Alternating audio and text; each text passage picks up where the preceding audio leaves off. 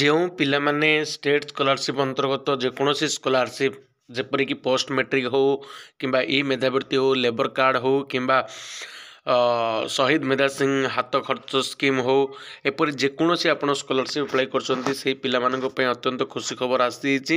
ତାହେଲେ ସେଇ ଖୁସି ଖବରଟି କ'ଣ ସେଟା ଜାଣିବା, କିନ୍ତୁ ତା ପୂର୍ବରୁ ଯେଉଁମାନେ ପ୍ରଥମ ଥର ଆମ ଚ୍ୟାନେଲକୁ ଆସିଛନ୍ତି ସେମାନଙ୍କୁ ଅନୁରୋଧ ଯେ ଚ୍ୟାନେଲଟିକୁ ନିହାତି ସବସ୍କ୍ରାଇବ୍ କରିବେ, ଯଦ୍ୱାରା କି ଏହିପରି ଗୁରୁତ୍ୱପୂର୍ଣ୍ଣ ଅପଡ଼େଟ୍ ଗୁଡ଼ିକ ଆପଣମାନେ ସର୍ବପ୍ରଥମେ ପାଇପାରିବେ।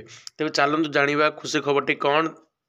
ଯେ ପ୍ରଥମ ଥର ପାଇଁ ରାଜ୍ୟ ସରକାରଙ୍କ ତରଫରୁ ଶହୀଦ ମେଧା ସିଂ ହାତ ଖର୍ଚ୍ଚ ସ୍କିମ୍ ଏସ୍ଏସ୍ଟି ୱେଲଫେୟାର ପିଲାମାନଙ୍କ ପାଇଁ ଆରମ୍ଭ କରାଯାଇଛି, ଯେଉଁଥିରେ କି ନବମ ଓ ଏକାଦଶ ଶ୍ରେଣୀର ପିଲାମାନଙ୍କୁ 5,000 ଟଙ୍କା ଲେଖି ବର୍ଷକୁ ହାତ ଖର୍ଚ୍ଚ ପାଇଁ ଦିଆଯାଉଛି। ଏହାର ମୁଖ୍ୟ ଉଦ୍ଦେଶ୍ୟ ହେଉଛି ଯେଉଁ ପିଲାମାନେ ନବମ ଶ୍ରେଣୀ ବା ଅଷ୍ଟମ ଶ୍ରେଣୀ ସରିବା ପରେ ଯେଉଁମାନେ କି ନବମ ଶ୍ରେଣୀରେ ଜଏନ୍ ହେଉନାହାନ୍ତି ପଇସା ଅଭାବ ଯୋଗୁଁ, ସେହିପରି ଦଶମ ସରିଲା ପରେ ଏକାଦଶ ପାଇଁ ପିଲାମାନେ ଆଉ ଜଏନ୍ ହେଉନାହାନ୍ତି କାରଣ ସେମାନଙ୍କର ଆର୍ଥିକ ଅଭାବ ଯୋଗୁଁ।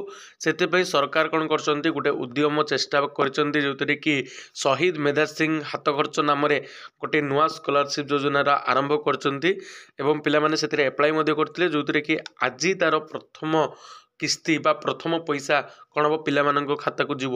ଯେ ଜାନୁଆରୀ 5 ତାରିଖରେ ପିଲାମାନଙ୍କର ଖାତାକୁ କ'ଣ ହେବ 5,000 ଟଙ୍କା ଲେଖି ଆଜି ଯିବ ଏସ୍ଏସ୍ଟି ପିଲାମାନଙ୍କର।